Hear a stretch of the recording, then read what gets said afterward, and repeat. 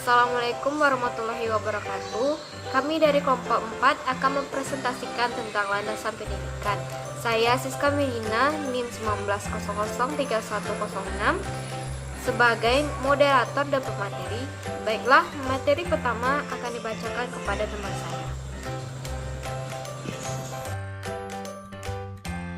Assalamualaikum warahmatullahi wabarakatuh. Perkenalkan, nama saya Fitri Anissa dengan NIM 19003135.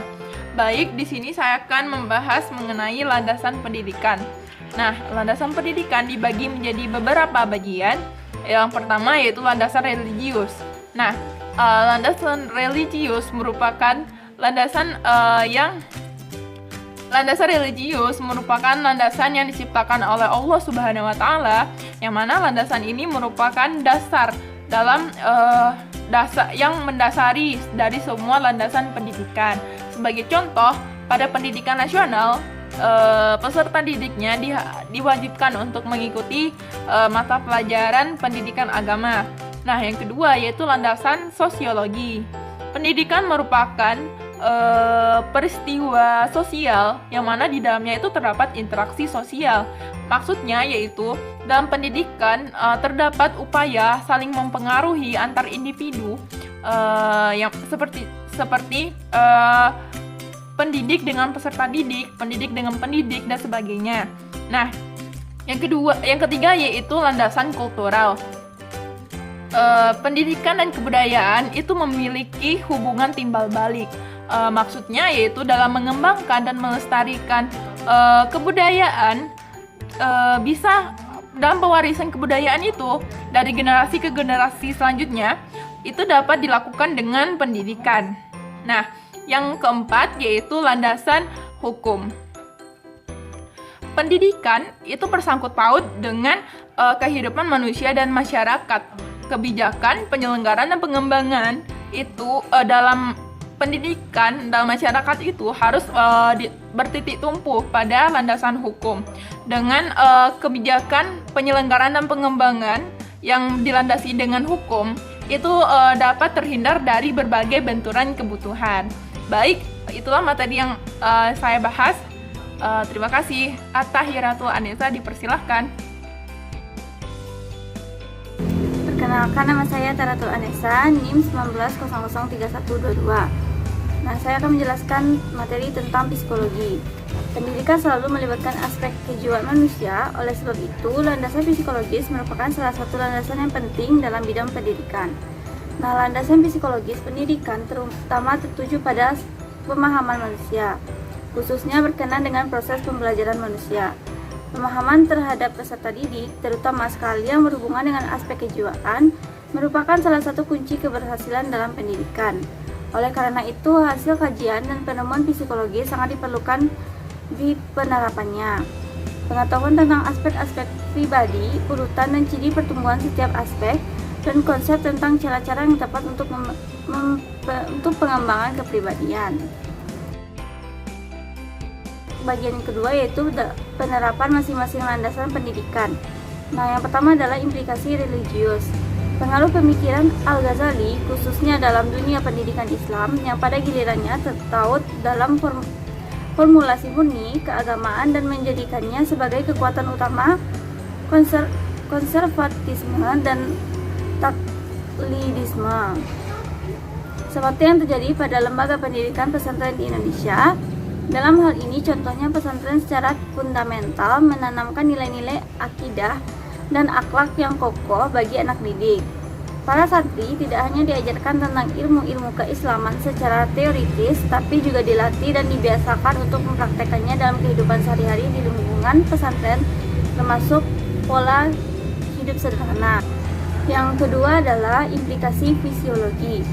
Filsafat pendidikan adalah hasil pemikiran dan penuangan secara mendalam sampai akar-akarnya mengenai pendidikan. Nah, landasan filosofi pendidikan adalah seperangkat filosofi yang dijadikan titik tolak dalam pendidikan. Landasan filosofis pendidikan sesungguhnya merupakan suatu sistem gagasan tentang pendidikan dan edukasi atau dijabarkan dari suatu sistem gagasan filsafat umum yang diajukan oleh suatu aliran filsafat tertentu. Nah, terdapat hubungan implikasi antara gagasan-gagasan dalam cabang-cabang filsafat umum. Terdapat gagasan-gagasan pendidikan. Landasan filosofis pendidikan tidak berisi konsep-konsep tentang pendidikan apa adanya, melainkan berisi tentang konsep-konsep pendidikan yang seharusnya atau yang dicita-citakan. Baiklah, perkenalkan nama saya Amrina Rosada, NIM 19003117 akan menjelaskan materi selanjutnya, yaitu implikasi sosiologis, di mana perubahan sosial yang terjadi di masyarakat akan sangat mempengaruhi pendidikan, baik itu ilmu maupun aktivitas. Sebagaimana John Dewey pada tahun 1859 sampai 1952 menganggap bahwa begitu esensialnya hubungan lembaga pendidikan dengan masyarakat. Dewey ini menganggap bahwa pendidikan yang tumbuh di masyarakat dan masyarakat tumbuh karena adanya pendidikan. Di antara keduanya ini terdapat hubungan yang bersifat benefit, artinya saling menguntungkan. Terus bahkan merupakan suatu ikatan yang secara aksiomatik sulit dan mustahil untuk dipisahkan.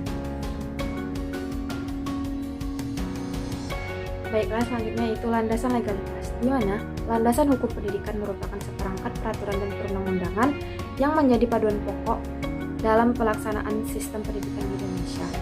Peraturan yang satu dan yang lain harus berkesinambungan dan saling melengkapi. Dan yang permasalahan yang terjadi saat ini adalah perundangan dan peraturan yang belum sepenuhnya terlaksana dengan baik. Sebagai implikasi dari landasan hukum pendidikan, maka pengembangan konsep pendidikan di Indonesia antara lain sebagai berikut. Yang pertama adalah ada perbedaan yang jelas antara pendidikan akademik dan juga pendidikan profesional. Yang kedua adanya pendidikan profesional yang tidak cukup hanya menyiapkan ahli dalam menerapkan satu teori, tetapi juga mempelajari cara membina tenaga pembantu dan mengusahakan alat-alat bekerja. Yang ketiga yaitu sebagai konsekuensi dari beragamnya kemampuan dan minat siswa serta dibutuhkannya tenaga kerja menengah yang lebih banyak, maka perlu diciptakan berbagai ragam sekolah kejuruan. Yang keempat ada untuk merealisasikan terwujudnya manusia Indonesia seutuhnya, maka perlu perhatian yang sama terhadap pengembangan afektif, kognitif, dan juga psikomotor pada semua tingkat pendidikan. Sekian materi dari saya, terima kasih. Baiklah, saya akan menyampaikan materi tentang implikasi kultural. Kurikulum harus disusun berdasarkan kondisi sosial kultural dari masyarakat. Kurikulum disusun bukan saja harus berdasarkan pada nilai-nilai, ada istiadat, cita-cita dari masyarakat, akan tetapi kurikulum harus berlandaskan pada semua dimensi kebudayaan kehidupan keluarga, ekonomi, politik, pendidikan. Program kurikulum harus disusun dan mengandung materi sosial budaya dalam masyarakat, bukan saja dengan maksud untuk membudayakan anak didik, akan tetapi sejalan dengan usaha mengawetkan kebudayaan itu sendiri. Kemajuan dalam bidang teknologi akan memberikan bahan yang memadai dalam rangka penyampaian teknologi baru kepada para siswa, yang sekaligus mempersiapkan para siswa agar mampu hidup dalam teknologi itu. Dengan demikian, sekolah betul-betul dapat mengembangkan peranan dan fungsinya sebagai lembaga modernisasi. Kurikulum di sekolah harus disusun berdasarkan pada kebudayaan nasional yang berlandaskan pada falsafah Pancasila, di mana perkembangan kebudayaan daerah telah tercangkup di dalamnya. Integritas kebudayaan nasional akan terjamin dalam isi dan organisasi kurikulum, karena sistem pendidikan kita bermaksud membudayakan anak didik berdasarkan kebudayaan masyarakat dan bangsa kita. Assalamualaikum warahmatullahi wabarakatuh. Saya Fitri Ayuni, NIM 19003136, akan melanjutkan materi tentang implikasi psikologi. Kajian psikologi dalam kaitannya dengan kurikulum pendidikan, terutama berkenaan dengan pemahaman aspek-aspek perilaku dalam konteks belajar mengajar. Melalui kajian psikologi ini, kita bisa mengukur perkembangan apa saja yang telah dimiliki oleh anak setelah melalui proses kegiatan belajar mengajar. Apakah perkembangan tersebut menurun ataupun meningkat? Di samping itu, kajian psikologi memiliki sumbangan nyata terhadap pengukuran potensi-potensi yang dimiliki oleh anak berupa tes psikologi, baik itu tes IQ maupun tes minat bakat yang dimiliki oleh seorang anak. Sekian materi dari saya. Demikianlah presentasi kami tentang landasan pendidikan dari kelompok 4. Apabila ada janggal dan kesalahan, mohon maaf. Wabillahi taufiq hidayah. Wassalamualaikum warahmatullahi wabarakatuh.